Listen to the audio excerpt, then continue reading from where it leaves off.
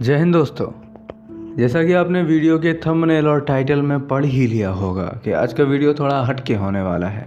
आज हम बात करेंगे कि आखिर क्यों दक्षिण भारत उत्तर भारत की तुलना में ज़्यादा विकसित है। मैं एक बात पहले ही स्पष्ट कर देना चाहता हूँ कि मेरी नज़र में दक्षिण भारत उत्तर भारत जैसी कोई चीज़ एग्जिस्ट ही नहीं करती। पूरा भारत एक है और हम सब भारतीय हैं। यहाँ पर इन शब्दों का प्रयोग केवल कुछ राज्य विशेषों के समूह को दर्शाने के लिए किया जा रहा है। बात शुरू करने से पहले कुछ तथ्यों पर नज़र डाल लेते हैं। आज देश में कुछ राज्यों को बीमारू स्टेट्स के नाम से जाना जाता है। इस समूह में बिहार, मध्य प्रदेश, राजस्थान और उत्तर प्रदेश, इन 4 राज्यों को रखा गया है। इन राज्यों को बीमारू नाम देने के पीछे सीधा सा आशय है इन राज्यों की कमज़ोर आर्थिक हालत। इन क्षेत्रों में रहने वाले लोगों की आर्थिक हालत आप इस मैप को देखकर लगा सकते हैं। यहाँ नीला रंग ऊंची प्रति व्यक्ति आय को दर्शा रहा है। अगर हम इस लिस्ट में केंद्र शासित प्रदेशों को नज़रअंदाज कर दें तो आप पाएंगे कि तेलंगाना, कर्नाटक, केरल, तमिलनाडु जहाँ इस लिस्ट में सबसे ऊपर हैं, वहीं दूसरी ओर झारखंड, उत्तर प्रदेश, बिहार सबसे निचले पायदान पर हैं।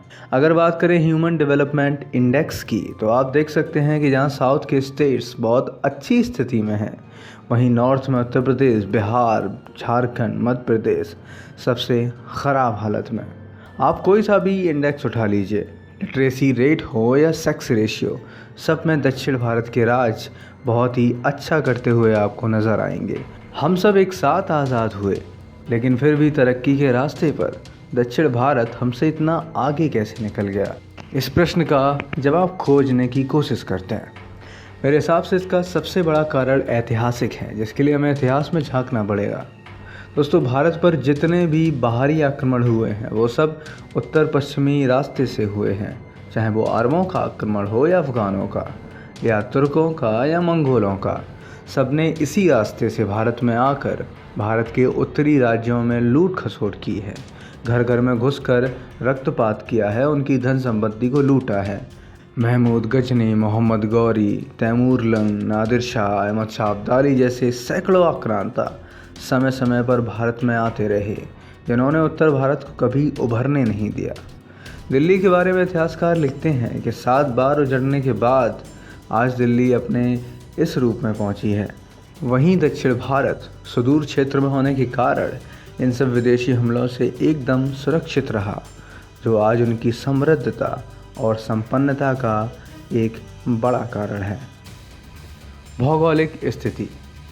उत्तर के मैदान अपनी उपजाऊ मिट्टी के लिए जाने जाते हैं, जो कृषि के लिए अनुकूल होते हैं, और इसी वजह से यहाँ रहने वाली आबादी ने कृषि को अपना प्रमुख व्यवसाय बनाया। जबकि दक्षिण की भूमि कृषि के लिए उतनी उपजाऊ नहीं थी। समुद्री सीमा से जुड़े होने के कारण वहाँ व्यापार को ज़्यादा बल मिला। जब अंग्रेज़ भारत आए तो उन्होंने उत्तर भारत में अपना पूरा सामर्थ्य कच्चे माल को जुटाने में लगा दिया, जिस वजह से यहाँ के किसानों का बहुत निर्दयता से शोषण किया गया। ऐसा नहीं था कि दक्षिण भारत में किसानों का शोषण नहीं हुआ। वहाँ से कच्चे माल की आपूर्ति कम होने के कारण अंग्रेज़ों का पूरा ध्यान वहाँ नए बंदरगाहों का निर्माण करके व्यापार को बढ़ाने पर केंद्रित था।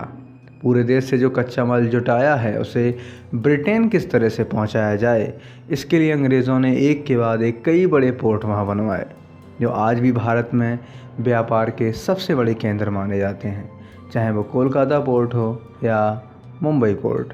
दोस्तों, किसी क्षेत्र के विकास में पोर्ट कितने महत्वपूर्ण हो सकते हैं, इसका अंदाज़ा आप इसी बात से लगा सकते हैं कि आज भारत का 95% विदेशी व्यापार केवल समुद्री मार्ग से होता है। कोई भी इंडस्ट्रियलिस्ट अपनी इंडस्ट्री वहीं लगाना चाहेगा जहां उसे कच्चे माल की सप्लाई आसानी से होती रहे और वो अपना उत्पाद आसानी से कहीं भी भेज सके।